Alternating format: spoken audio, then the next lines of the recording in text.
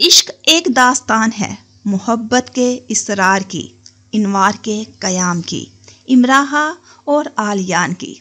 Hello viewers, Razia سلطانہ YouTube channel پہ خوش آمدید۔ آپ سن رہے ہیں رضیہ سلطانہ کی آواز میں سمیرہ حمید کا لکھا ہوا خوبصورت ناول یارم۔ ہوپفلی آپ کو یہ ناول آڈیو کی صورت میں بہت پسند آئے گا۔ کمنٹ باکس میں اپنی رائے کا اظہار ضرور کریے گا۔ میرے چینل کے ساتھ کنیکٹڈ رہنے کا بے حد شکریہ۔ چلیں سٹارٹ کرتے ہیں یارم، آڈیو بائے رضیہ سلطانہ۔ امراحہ پریم کا اگر کوئی لاڈ کا نام ہوتا تو وہ سرما کی دھوپ ہوتا۔ پرے سرخاب پر اڑ کر آتی، راج ہنسوں سنگ جھومتی، سنہری ذروں سے مرتسم سرما کی دھوپ کے اس سیاہ بالوں سے شناسائی برتتی لاڈ کرنے لگی۔ ماہم مہربانیاں دھرتی پر قیام کے لیے اس سے اپنی ابتدا پر مسرور ہوئی۔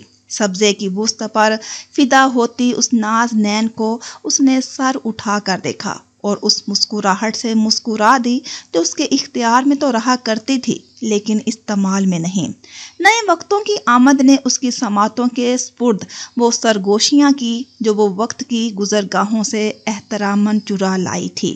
اس کی وہ جو امراحہ ہے، لون کے کونے میں وہ ایسے بیٹھی ہے جیسے زندگی کی بساط پر وہ ایسا بے نام مہرہ ہو جس سے مات دی جائے نہ چال چلی جائے، جو کونوں میں ہی بیٹھتی ہے کیونکہ اسے منظر عام پر آنے سے ڈر لگتا ہے۔ کیوں ڈر لگتا ہے؟ کیونکہ اسے ڈرایا جاتا رہا ہے اور پھر اس کی حیثیت اپنے ہی گھر میں کچھ ایسی سی ہے جیسے جھاڑو کی ہوتی ہے، ضروری بھی اور اچھی گندی بھی۔ ایک طرف بیٹھی دادی زیر لب بربراتے ہوئے اپنے بالوں کا خود ہی مساج کر رہی ہیں۔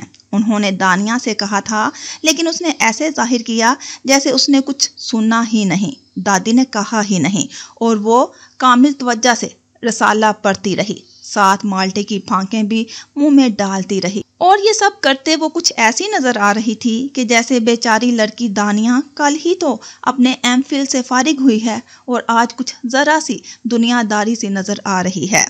اماں فون پر بات کر رہی ہیں اور حماد کانوں میں ایئر فون لگائے نیا ریپ میوزک سے متعارف ہو رہا ہے کیونکہ اسے چلنے میں خاصی دشواری ہو رہی ہے اور اس کے دونوں ہاتھ ہوا میں ایسے مڑ مڑ کر لہرا رہے ہیں کہ خدا نہ خواستہ اسے ٹہلتے ٹہلتے مرگی کا دورہ پڑ رہا ہو اور وہ کونوں میں خود کو چھپانے والی موبائل انٹرنیٹ پر مصروف ہے۔ نہیں، وہ کسی سوشل نیٹ ورکنگ سائٹ پر نہیں ہے، وہ کسی سے چیٹ بھی نہیں کر رہی، ارے نہیں، وہ گوگل امیجز ڈیزائنرز کے کپڑوں کے ڈیزائن بھی نہیں نوٹ کر رہی، وہ تو مانچسٹر یونیورسٹی کے پاکستان اسٹوڈنٹ سوسائٹی کے گروپ لیڈر کی ای میل پڑھ رہی ہے اور اس کے ہاتھ پیر ایسے کانپ رہے ہیں جیسے ابھی اسے فریزر سے نکال کر دھوپ میں رکھا گیا ہو، یا جیسے اس کے کان میں کہا گیا ہو کہ جہاں تم بیٹھی ہو ٹھیک وہیں خزانہ دفن ہے، چپکے سے نکال لو، اور اب وہ یہ خزانہ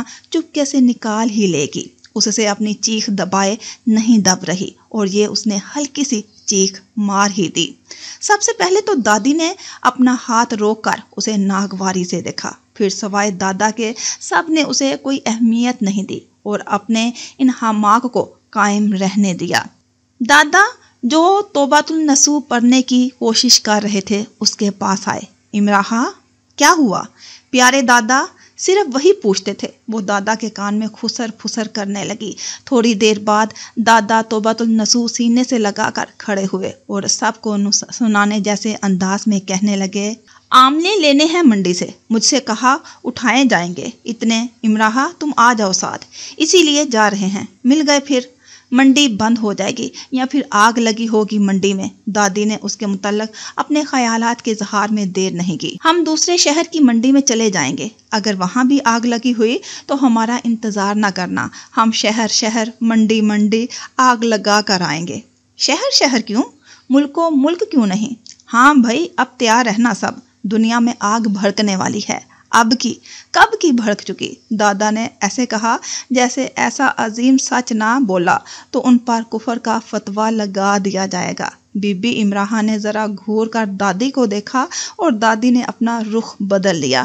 تو کیا اب مجھے بھی بھسم کرے گی؟ انہوں نے خود پر آیات مبارکہ پڑھ کر پھونکی۔ بہت خوفزدہ رہتی تھی اس کی نظروں سے دادی. سبھی رہتے تھے. تباہی اور بربادی تھی نا وہ. نیک شگونی کی دشمن، بد شگونی کی دوست، کیونکہ عین اس کی پیدائش کے دن بڑے تایا چل بسے تھے.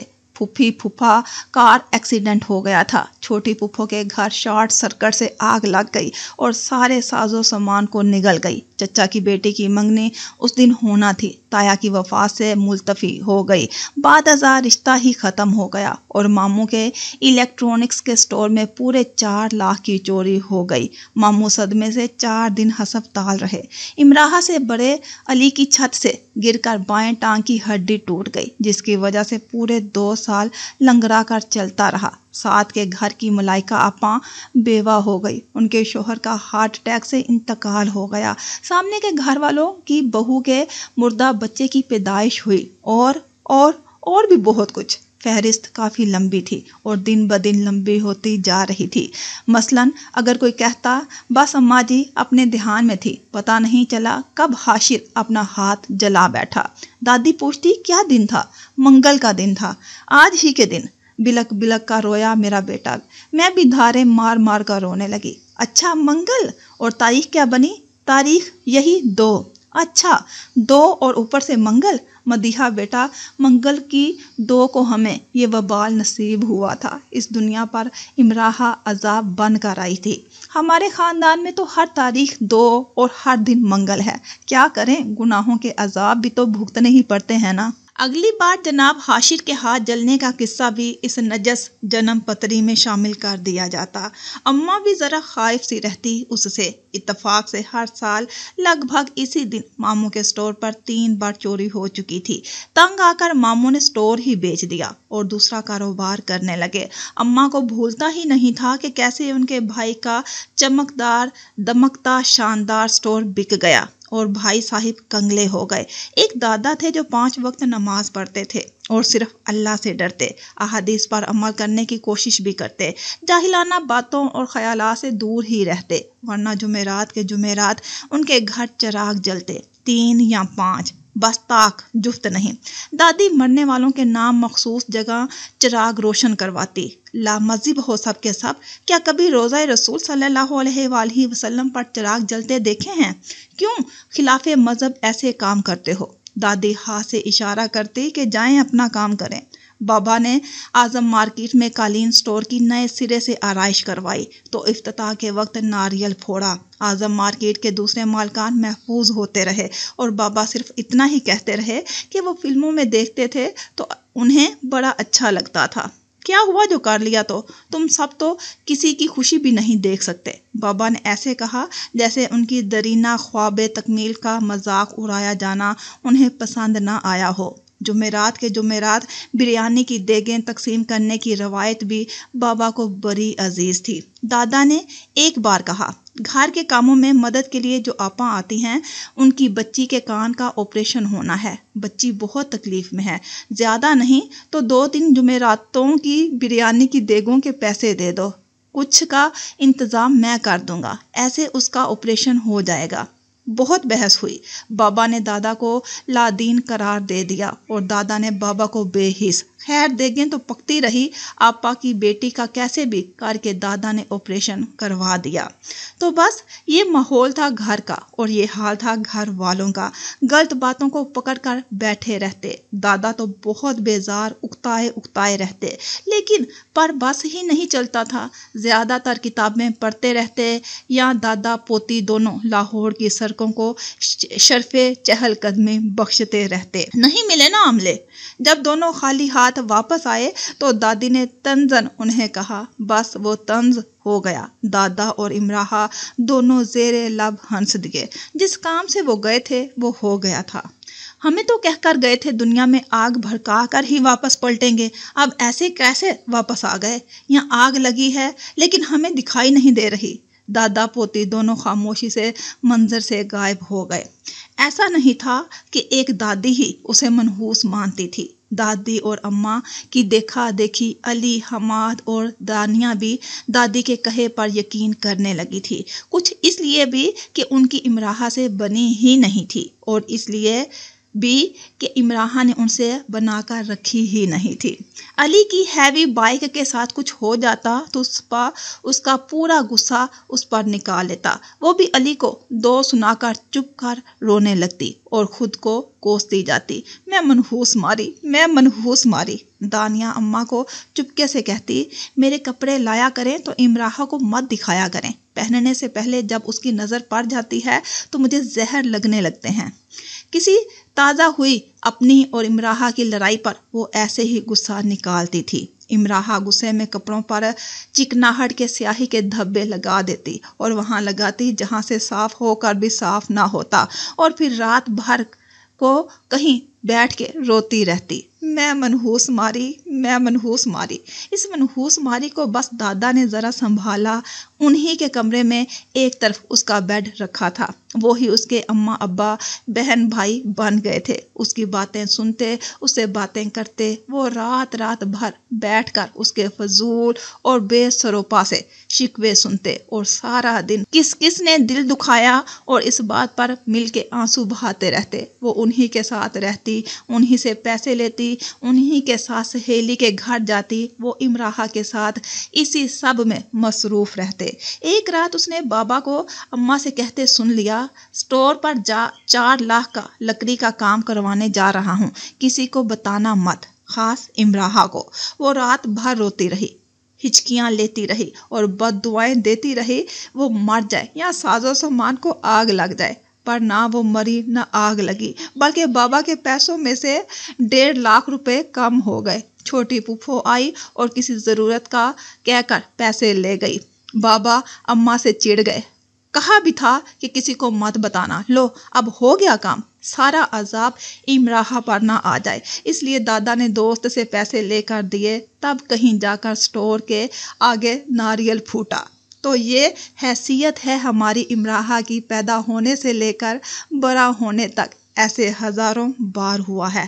وہ بول لیتی، بہن بھائیوں سے لڑ بھی لیتی اور پھر ساری رات بیٹھ کے روتی رہتی۔ اس کا دل چاہتا کہیں بھاگ جائے، چھپ جائے، کسی کو یاد نہ رہے کہ اس کی پیدائش کے دن دادی کے پاؤں کی موچ نکلی تھی۔ بعد ازاں ان کو کمر درد بھی لاحق ہو گیا تھا۔ دانیہ، حماد، علی کبھی جل کر، کبھی مذاق میں، کبھی اس کو روتا دیکھنے کے لیے اس کی نحوست کے قصے سناتے رہتے تھے، وہ بھول نہ جائے کہ وہ کون ہے۔ اسکول میں ایک بار ٹیچر کی کرسی کا پایا جو عرصے سے ٹوٹ جانے کے قریب تھا ٹوٹ گیا اور ٹیچر جی دھڑام سے نیچے آ گری تو وہ فوراً کھڑے ہو کر رونے لگی اور اس نے ہاتھ جوڑ دیے، ٹیچر میں نے کچھ نہیں کیا، یہ کرسی خود بخود ٹوٹی ہے، میں سچ بول رہی ہوں۔ ٹیچر کبھی سر پہ ہاتھ رکھ کر کہتی کہ سر میں درد ہر تو وہ سہم جاتی ہے، میں نے آپ کے سر کو نہیں دیکھا، سچ بالکل نہیں دیکھا۔ خاندان کی تقریبات میں وہ انہی کارناموں کی وجہ سے جانی جاتی تھی جو سارے خاندان میں ایسے مشہور تھے جیسے شالوں میں کشمیری شال اور میووں میں چلغوزہ۔ ایک بار وہ گئی تو بارات جیسے دن 2 بجے دوسرے شہر سے آنا تھا، آئی ہی نہیں۔ شام سے رات ہو گئی، ان کی گاڑیاں موٹر وے پر خراب کھڑی تھی۔ دولہا باراتیوں کے بغیر آنے کے لیے تیار نہیں تھا جب تک لاہور سے نئی کاریں بھیجی گئی اور وہ سب اس میں بیٹھ کر آئے۔ رات کے 12 بج چکے تھے، سب مہمان جا چکے تھے اور صرف قریبی عزیز ہی موجود تھے۔ وہ بھی دادا کے ساتھ چپکے سے گھر واپس آ گئی اور اپنے نئے ڈیزائنر ڈریس کو آگ لگا دی۔ اس کے سب کزنز اس کے گرد گھیرا بنائے اس کا مذاق اڑانے میں مصروف تھے۔ نانا ذرا پوچھئے کھانا جل گیا یا بچ گیا؟ عمراہ آئی ہے نا آج؟ بجلی کے کنیکشن بھی چیک کروا لیجئے گا، شارٹ سرکٹ سے آگ نہ بھڑک اٹھے، کسی ایک نے کہا۔ میں تو دعا کرتی ہوں کہ دولہا بائی خیریت سے آ جائے، خوبصورت نظر آنے کی کوشش کرتی خالہ زاد بولی۔ مجھے تو دلہن کی فکر ہے، افواہ اڑی تھی کہ 2 لاکھ کا لہنگا جلتے جلتے بچا ہے۔ ادائے نازنین اپناتے دوسری خالہ زاد نے بھی بولنے میں دیر نہیں کی، لہنگا تو بچ گیا لیکن دلہن کے بال جل گئے، ویسے آئرن مشین بال جلاتی تو نہیں، لیکن کچھ بھی ہو سکتا ہے آج تو۔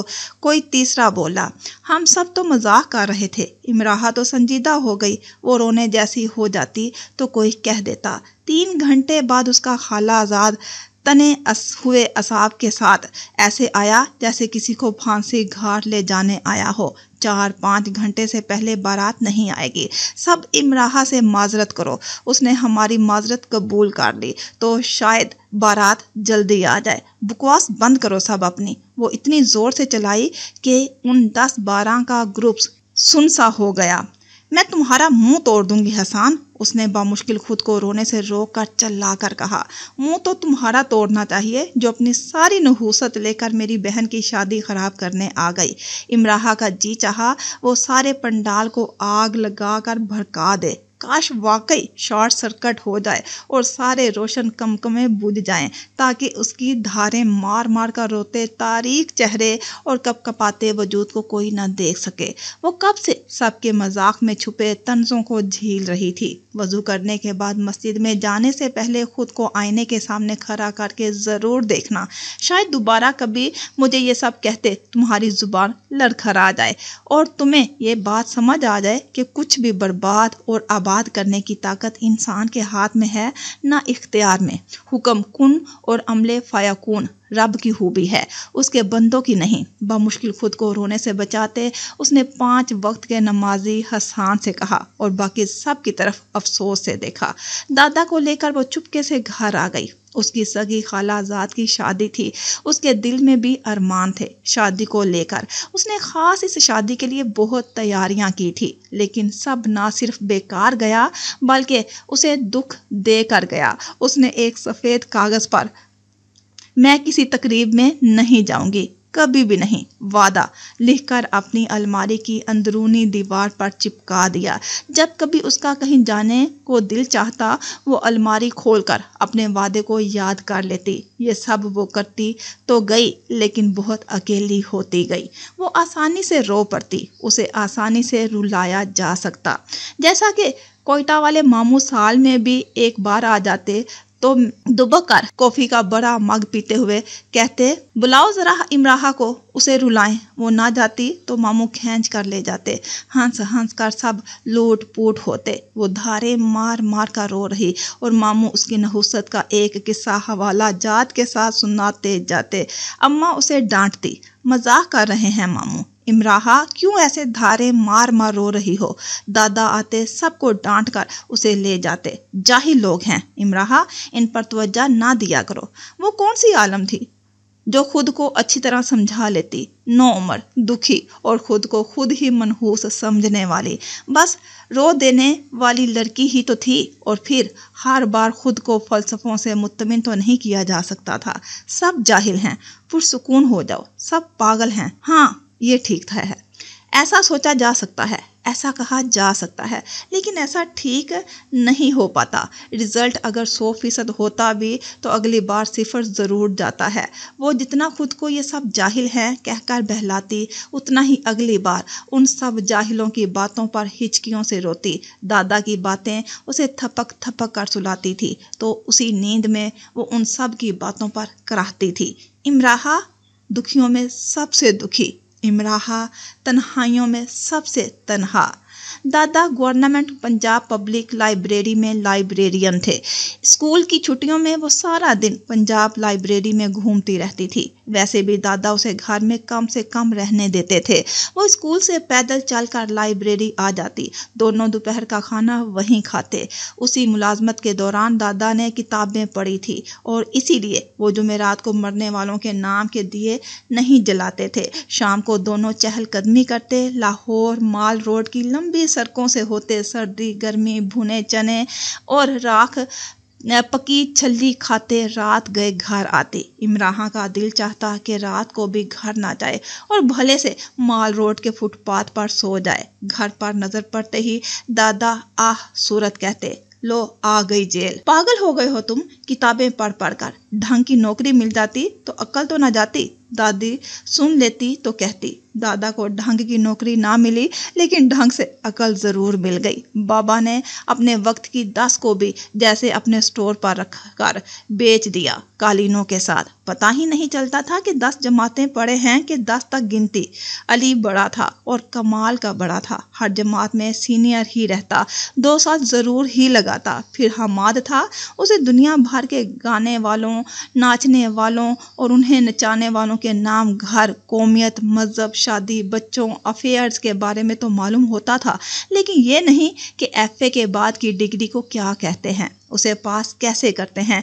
कितना चाहा दादा ने कि एक इंजीनियर बन जाए या फिर कॉलेज में लेक्चरर, वरना एक हॉस्पिटल में डॉक्टर और एक पाक आर्मी में कप्तान, लेकिन दादा के सोचने से तो कुछ नहीं हो जाता ना। वैसे उनके कहने से भी कुछ नहीं हुआ। फिर इमराहा का नंबर था, कम वो भी नहीं थी, पर क्योंकि बेचारी सी थी इसलिए हर वक्त रोती रहती थी। बड़ी मुश्किल से दादा ने उसे 8 जमातें पास करवाई। ताज़ा हुए किसी वाक़ये पर रोते हुए उसने पढ़ाई छोड़ने का फैसला कर लिया और अमल भी सारा दिन दादा के साथ लाइब्रेरी में रहती। दादा ने मिन्नत की, इमराहा मैट्रिक कर लो, इससे क्या होगा, तालीम से क्या नहीं हो सकता, हम सब मुझे पसंद करने लगेंगे क्या। इस्तेहज़ाहिया अंदाज, तुम्हें ये फिक्र क्यों है कि सब तुम्हें पसंद करने लगे। तालीम तुमने अपने लिए हासिल करनी है, अपनी ज़िंदगी को तामीर करने के लिए। मेरी ज़िंदगी मेरी नहूसत ने तामीर कर दी है। अब तंज़िया अंदाज, तुम्हें इतना कमज़ोर नहीं होना चाहिए। तुम ऐसे हथियार फेंक दो, माशरा, माहौल या लोग कैसे भी हों, हमें अपने रास्ते बनाने नहीं छोड़ने चाहिए और इन रास्तों पर रोशनी के इंतज़ामात में लगे रहना चाहिए। ऐसी बातें किताबों में अच्छी लगती हैं दादा, किताबें नाजा हैं ऐसी बातों की मलकियत पर, मैं भी इन पर अमल करके नाजा होना चाहिए। इमराहा, मैं जो कहती हूँ वो आप समझते नहीं। कितनी बार कहा है कि भाग चलते हैं कहीं दूर, बहुत दूर। वो हर बात को इसी एक बात पर ख़त्म करती, उसे बस किसी तरह अपने माहौल से दूर जाना था। जहाँ रोना भी पड़े तो उसकी तमहीद कुछ और हो, जहाँ उदासी आया ही करे तो अपने साथ मुसरत को छुपा लाया करे, जहाँ दिन हो, शाम हो, रात हो, पर आह ना हो। दादा जान के पास जो थोड़े पैसे थे उसे भगा ले गए अपने एक दोस्त के घर बलूचिस्तान। 10 दिन वहाँ गुजार कर आए। खानदान में तो वो कहीं जाती नहीं थी, वहाँ बहुत खुश रही। फिर दादा से कहने लगी, दादा अब दुबई चले जाओ, फिर मुझे भी वहाँ बुला लेना, दोनों बहुत खुश रहेंगे। वो इस उम्र में दुबई क्या जाते, हाँ फिर भी वादा कर लिया, मैट्रिक कर लो फिर चला जाऊंगा दुबई। और उसने दुबई जाने के लिए मैट्रिक कर लिया, खूब जी जान लगा के, पर इतनी जी जान लगा के भी कुछ ज़्यादा बड़ा धमाका ना कर सकी। वही आम सेकंड डिवीजन जो हर किसी नौकिस के हिस्से में आ जाती है। और उसने दुबई जाने के लिए मैट्रिक कर लिया, खूब जी जान लगा के, पर इतनी जी जान लगा के भी कुछ ज़्यादा बड़ा धमाका ना कर सकी। वही आम हुई सेकंड डिवीजन जो हर किसी न किसी के हिस्से में आ जाती है। इन्हीं दिनों नया वाक़या हुआ था कि बाबा का हाथ जल गया। दादी अपनी फितरत से मजबूर उस पर तंज करने लगी। वो आगे से जवाब देने लगी तो बाबा ने गुस्से से जला हुआ हाथ उसके मुंह पे थप्पड़ बना के मार दिया और मजीद गुस्से से उसने अपना सर दीवार में जोर से दे मारा। सर से खून निकला, सर में बहुत दर्द हुआ और खून को भुलाकर वो बाबा के थप्पड़ पर रोती रही रात के पहले पहर से आखिरी पहर तक। फिर अपने स्कूल बैग में अपने चंद कपड़े रख कर घर से निकल गई।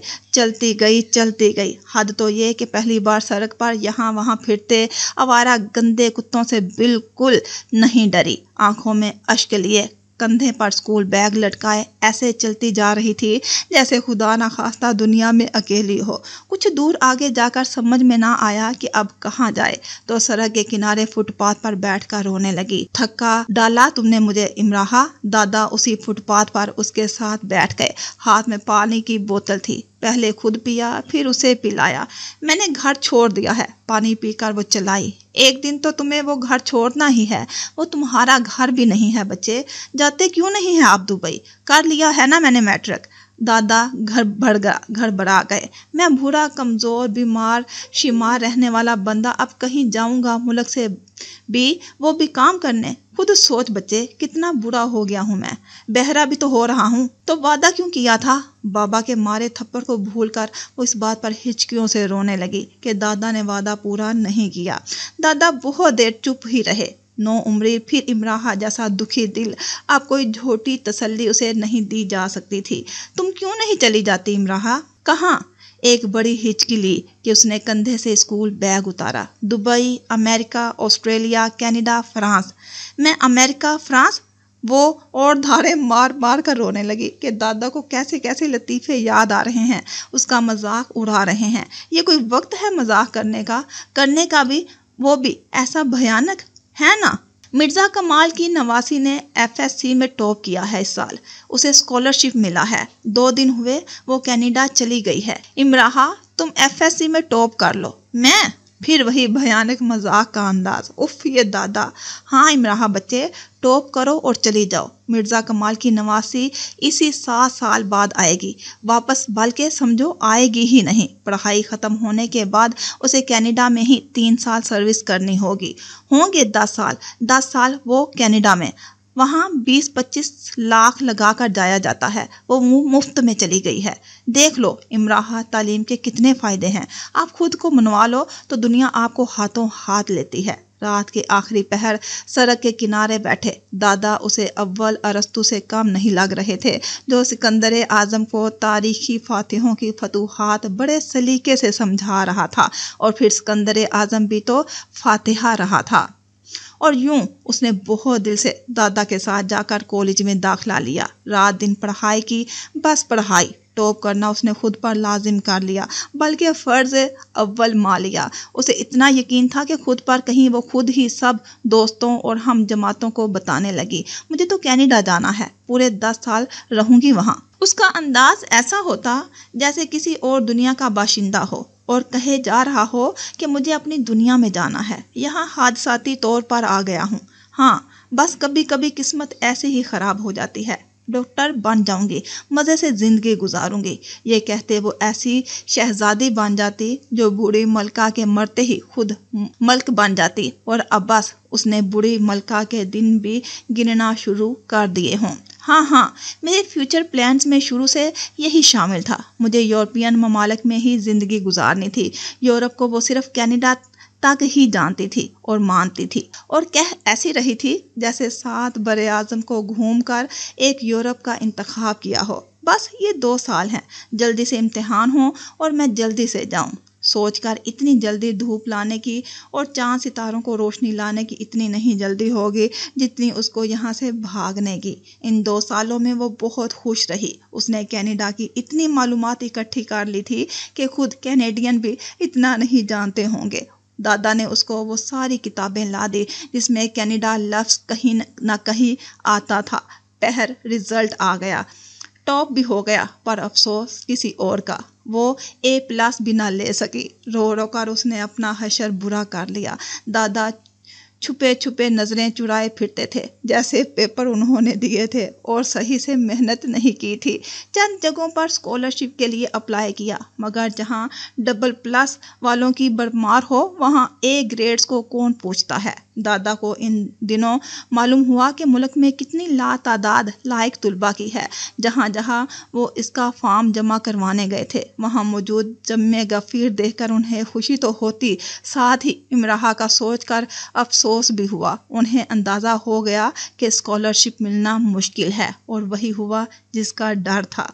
उसको स्कॉलरशिप के परमिशन फॉर्म की बजाय माजरत के 3 लेटर आए। घर वालों को कोई खबर नहीं थी इन दोनों के दरमियान क्या चल रहा है। इमराहा का बुखार उतर क्यों नहीं रहा? दादा और इमराहा की बोलचाल क्यों बंद है? इधर उसकी दोस्तों के फ़ोन आने शुरू हो गए कि कब जा रही हो कनाडा? सुनो, हमसे मिलकर जाना। हिम्मत है जो तुम इतनी दूर अकेली पढ़ने जा रही हो? मैं तो सोच के ही मर जाऊं। उसने पिछले 2 सालों में सबको इतना यकीन दिला रखा था जैसे अब तो ये पक्का गई कनाडा। وہ یہ سب طنز نہیں کر رہی تھی، پر امراحہ کو طنز ہی لگ رہے تھے نا۔ بابا نے اس کی منگنی کر دی، اس نے بھی کروا لی کہ کینیڈا تو گئے نہیں، دوسرے گھر ہی چلو، لیکن دوسرے گھر بھی نہ جا سکی۔ 6 ماہ بعد منگنی ٹوٹ گئی۔ ظاہر ہے انہیں بھی خبر ہو گئی کہ اس لڑکی کی پیدائش اور بعد از پیدائش سے کیسے کیسے واقعات جڑے ہیں۔ بابا کو غصہ تو بہت آیا، لیکن کیا کر سکتے تھے؟ اماں اور دادی پر ناراض ہوئے کہ کیوں ایسی باتیں کر کے امراحہ کو اتنا مشہور کر دیا ہے کہ اس کا رشتہ ہی ختم ہو گیا۔ اماں اور دادی بھی پچھتائی، پر اب دیر ہو چکی تھی نا۔ پھر دوسرا رشتہ ہوا۔ بابا نے فوراً شادی کی تاریخ دے دی۔ لڑکے والوں کو نہ منگنی نہ نکاح، فوراً شادی۔ اور شادی سے 15 دن پہلے جب وہ اپنا سرخ شرارہ پہن کے دیکھ رہی تھی، اسے دلہے کی جوان بہن کے بیوہ ہونے کی خبر ملی۔ قصہ ہی ختم۔ اور اس بار اسے خاندان سے وہ کچھ سننے کو ملا کہ اس نے دادی کی نیند کی گولیاں کھا لی۔ ہفتے کے بعد جب وہ ٹھیک ہو کر گھر آئی تو اس کا جی چاہا کہ پھر سے نیند کی گولیاں کھا لے اور مر جائے۔ اماں ابا کونوں خدروں میں چھپ کر روتے ہوں۔ دادی ہائے میری جوان بچی ہمیں چھوڑ کر چلی گئی کہہ کر ہچکیاں لیتی ہو۔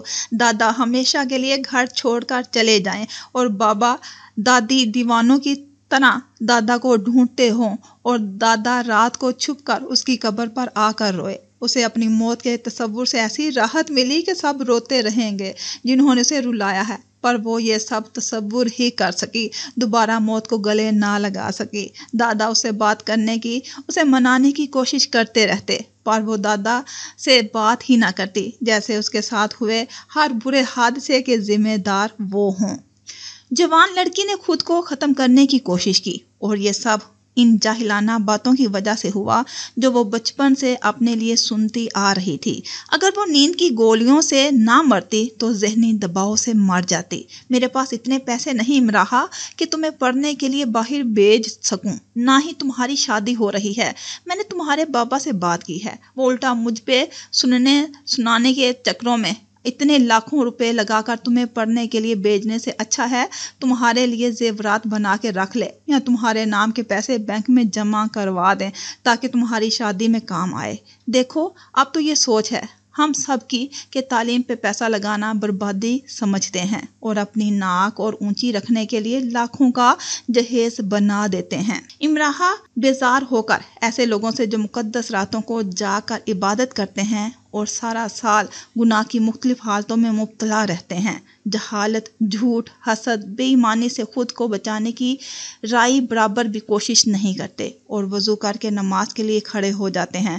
تمہاری سابقہ ساس جنہوں نے رشتہ ختم کیا، وہ مذہبی اجلاس میں احادیث کا حوالہ دے کر تقاریر کرتی تھی۔ میں اس لیے بہت مطمئن تھا کہ تمہاری شادی وہاں ہو جائے، پر وہ بھی وہی خوش رنگ پھل نکلی جو اندر سے گلا سڑا ہوتا ہے۔ ہماری یہ منافقت معاشرے کے سکون کو دیمک کی طرح چاٹ رہی ہے۔ ہم جو خود کو سیدھی راہ پر سمجھتے ہیں، ہم الٹی طرف جا رہے ہیں، الٹے پیروں جا رہے ہیں۔ امراحہ میرے دل کے ٹکڑے، اب دوبارہ مرنے کی کوشش نہ کرنا۔ میں کیسے اس دکھ کو جھیلوں گا؟ دیکھو کوئی نہ کوئی راستہ نکل آئے گا۔ دادا نے اسے بلوچستان کا 15 روز کا ایک اور دورہ کروا دیا، جیسے تیسے منا کر کالج میں داخلہ کروایا۔ یا پھر اب اس کی زندگی تھوڑی تلخ ہو چکی تھی، اس کی 2 منگنیاں ٹوٹ چکی تھی۔ ماموں نے اپنے بڑے بیٹے کے لیے دانیہ کا ہاتھ مانگ لیا۔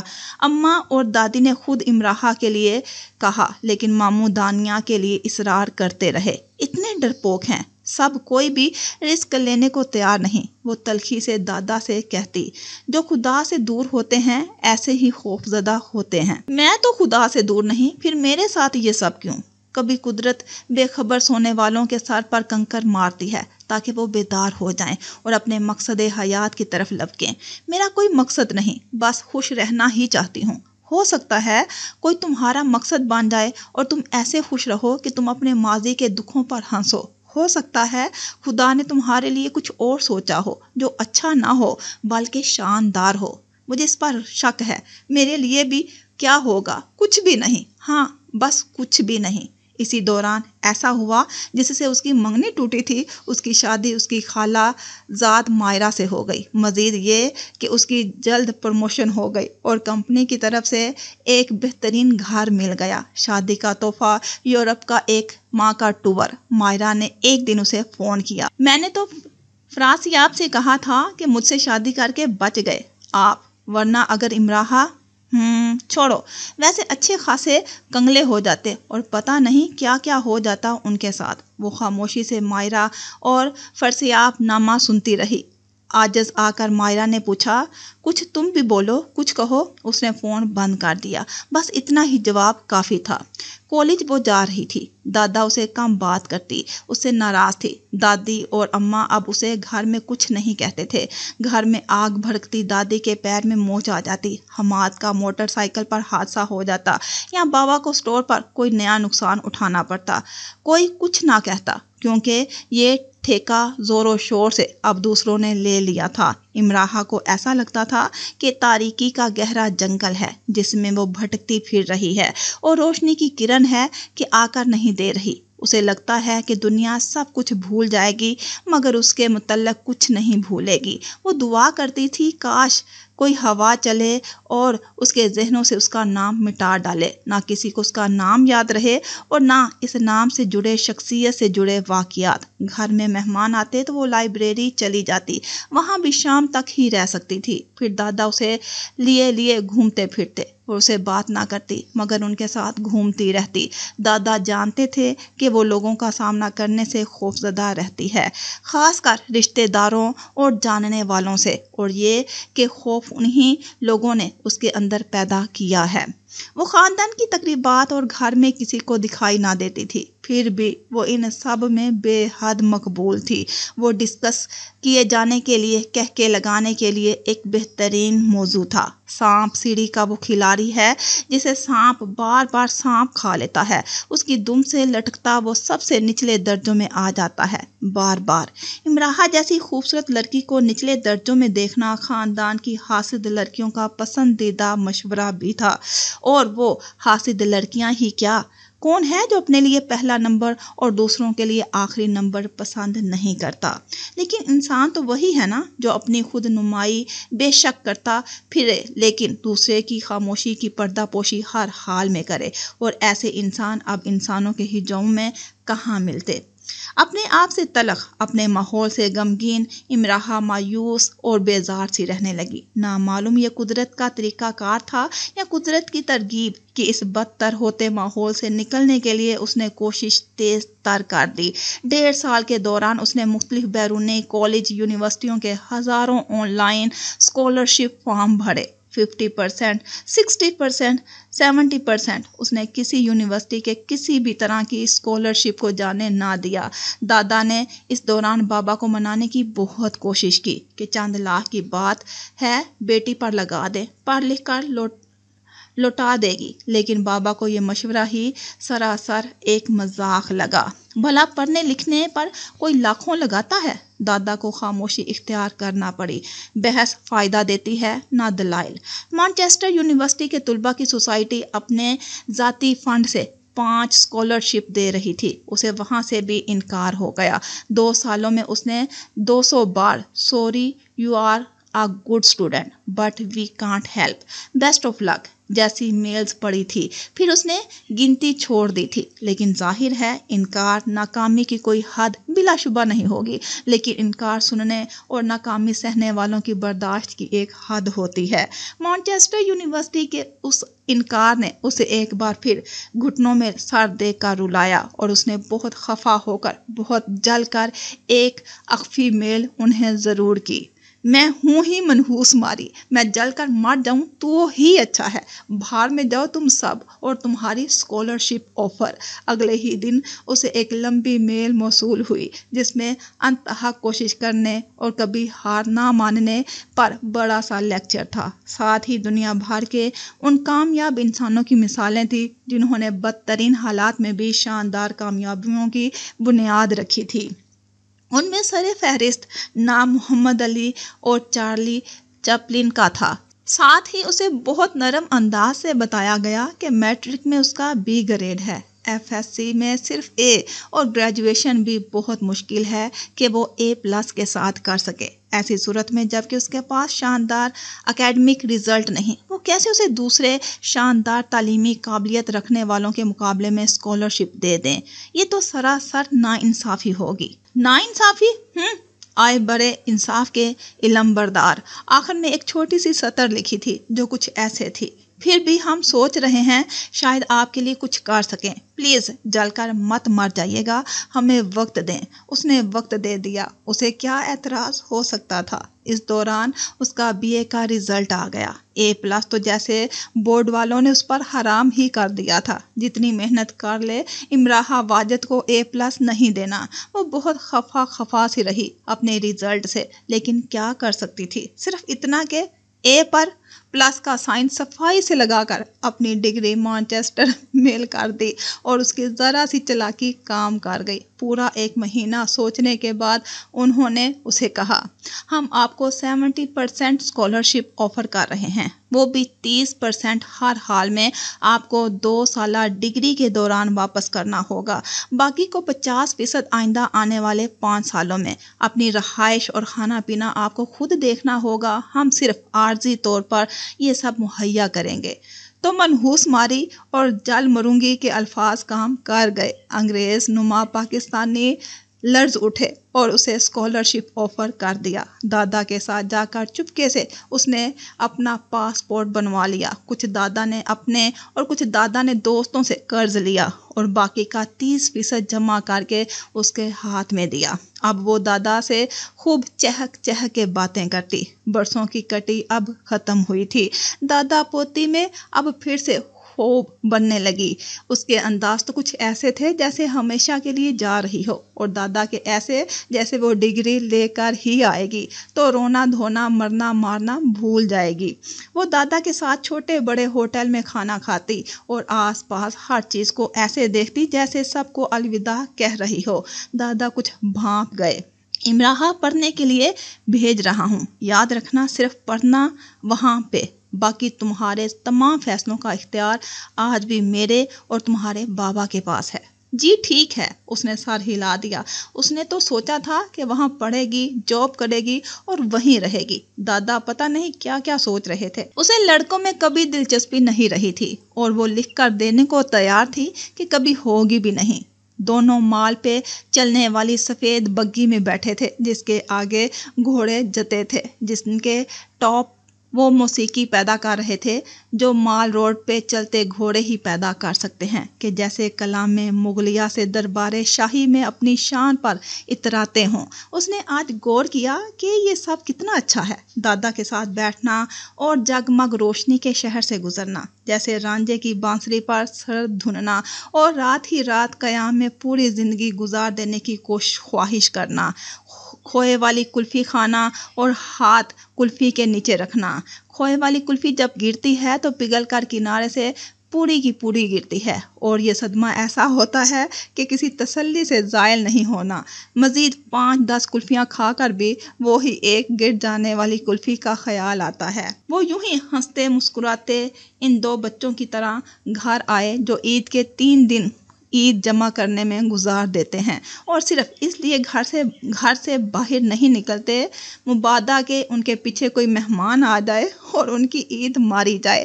3 دن عید جمع کرنے والے یہ 2 بچے چوتھے دن گھر سے نکلتے ہیں اور کیا خوب نکلتے ہیں۔